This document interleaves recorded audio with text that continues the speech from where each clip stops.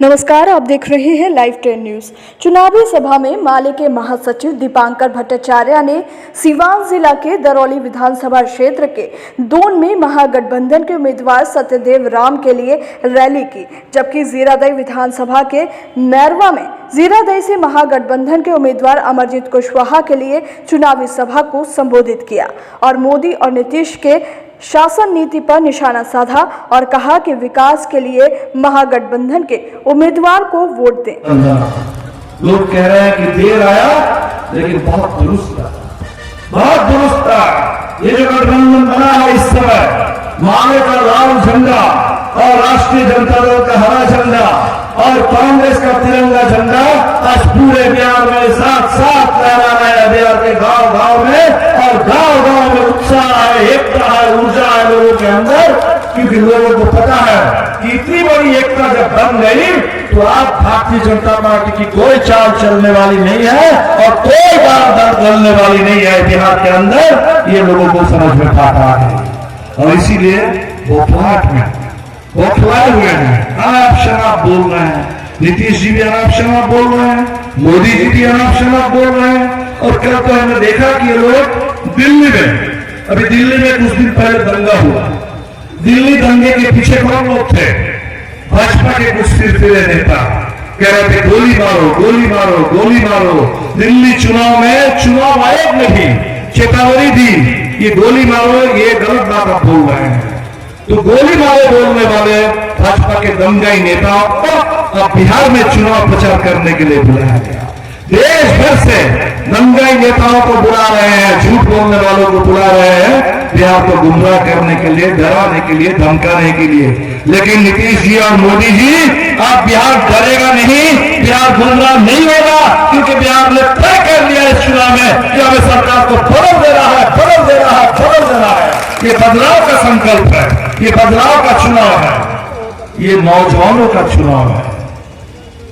इस बार जो साझा संकल्प पत्र आया है, हमारे पूर्व वक्ताओं ने कुछ मुद्दों पर बातें की, मुझे बहुत खुशी है, मुझे बहुत खुशी है। हमारे बारे में बहुत लोग कहा करते थे कि माले वाले सिर्फ नारेबाजी करते हैं, माले वाले जब मर्जी देखो जुलूस निकाल देते हैं, धरना प्रदर्शन करते रहते हैं, कभी जमीन मांगते हैं, कभी मजदूरी मांगते हैं, कभी शिक्षकों का आंदोलन करते हैं, समान काम के लिए समान वेतन की बात करते हैं, कभी रसोईया बहनों को संगठित करके जुलूस लेके सिवान पटना चले जाते हैं, उनके मानदेय की बात करते हैं, कभी आशा की बहनों को लेकर के चले जाते हैं।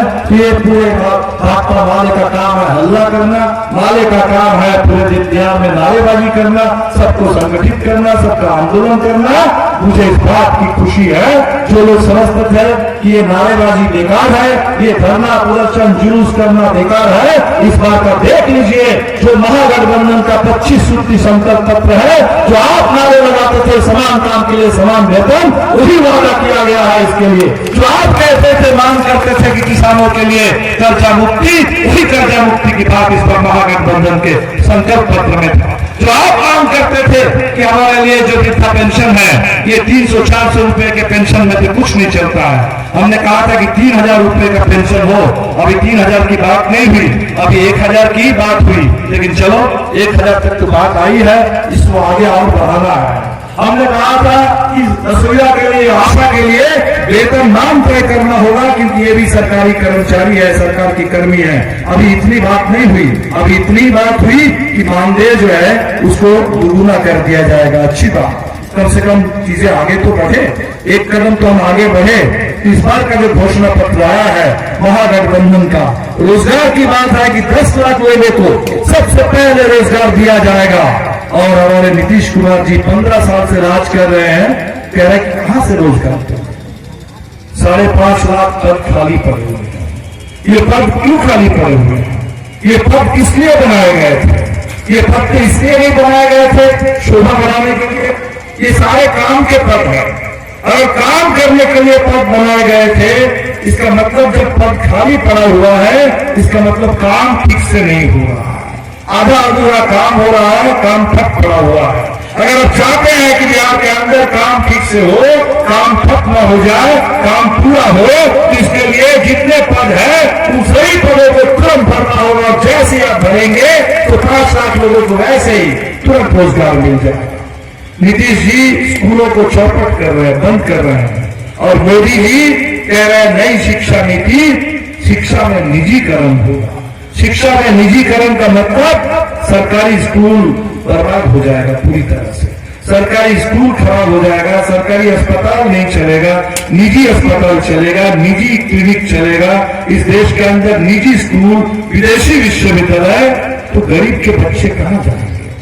और गरीब के बच्चे अगर पढ़ नहीं पाएंगे, जो अंबेडकर ने कहा था शिक्षित बनो, शिक्षित बनो, संघर्ष करो, संगठित हो, कि तुमको पता था कि गरीबों के पास और कोई पूंजी नहीं है, हमारे पास अपनी पसीना है, हम मेहनत करते हैं, कोई जमीन नहीं है, कोई संपत्ति नहीं है बाप दादा की, और इसीलिए गरीब को अगर समाज में आगे बढ़ना है तो पढ़ लिख करके आगे बढ़ना होगा। और गरीबों के पढ़ लिखने के अधिकार को जो लोग छीनना चाहते हैं वो गरीबों के सबसे बड़े दुश्मन है, शिक्षा का निजीकरण करना चाहते हैं, शिक्षा को महंगी बना देते हैं। तो नीतीश कुमार जी ने और मोदी जी ने ही काम शुरू किया, स्कूलों को बंद कर रहे हैं।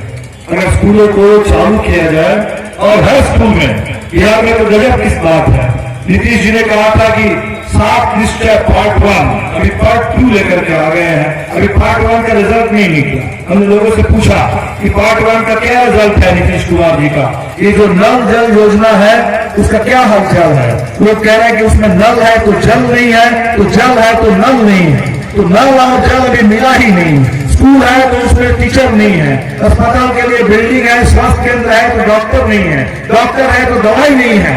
ये जो आपने हालात बना रखा है, तो सब कुछ चलाइए ठीक से, तो डॉक्टरों को भी रोजगार मिलेगा, हमारे शिक्षकों को भी रोजगार मिलेगा, और सुरक्षित सम्मानजनक रोजगार मिलेगा। तो मुझे इस बात की खुशी है कि इस बार महागठबंधन का जो संकल्प पत्र है बिहार को आगे बढ़ाने के लिए, आर्थिक न्याय के लिए, न्याय, सामाजिक न्याय, आर्थिक न्याय, राजनीतिक न्याय, जो बाबा साहब अम्बेडकर ने संविधान दिया, उस संविधान की प्रस्तावना में पहले पन्ने पर लिखा हुआ है कि हिंदुस्तान के हर नागरिक के लिए न्याय की गारंटी होनी चाहिए, सामाजिक, आर्थिक और राजनीतिक। तो आज अगर आर्थिक न्याय की बात हो रही है बिहार में, बहुत अच्छी बात है, और बिहार आगे बढ़ेगा तो पूरा हिंदुस्तान आगे बढ़ेगा।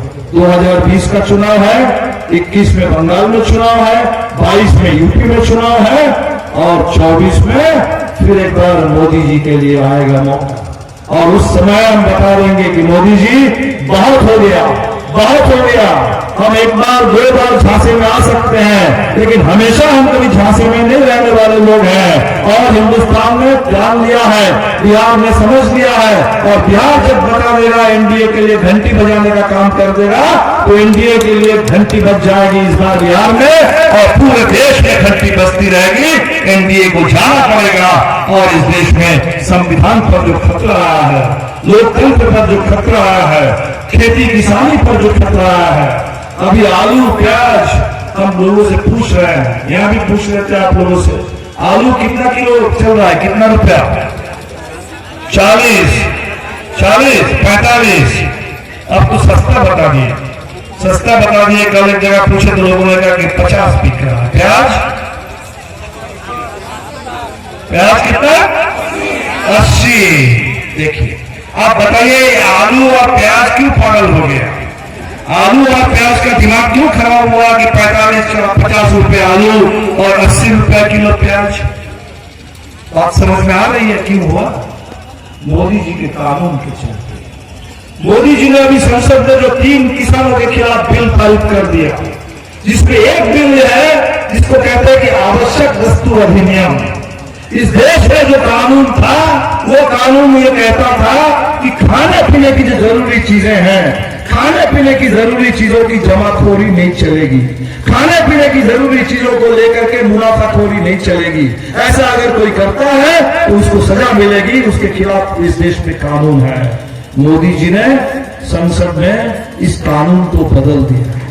इस कानून को बदल के क्या कर दिया कि आलू प्याज जैसी चीजें भी अब आवश्यक नहीं है। इसका मतलब कोई अदानी अंबानी कंपनी वाला आ जाएगा और आपसे जितनी मर्जी आलू खरीद करके, प्याज खरीद करके किसानों से, जिस समय किसान को पैसा चाहिए उस समय सस्ते दर पर किसान से खरीद लेगा, किसान से खरीद करके अपने पास भंडार बना के जमा करके रखेगा, और बाद में जब बाजार में मांग बढ़ेगी और उस समय महंगा उसको बेचेगा, किसानों से सस्ता खरीदेगा और आम लोगों को महंगा बेचेगा।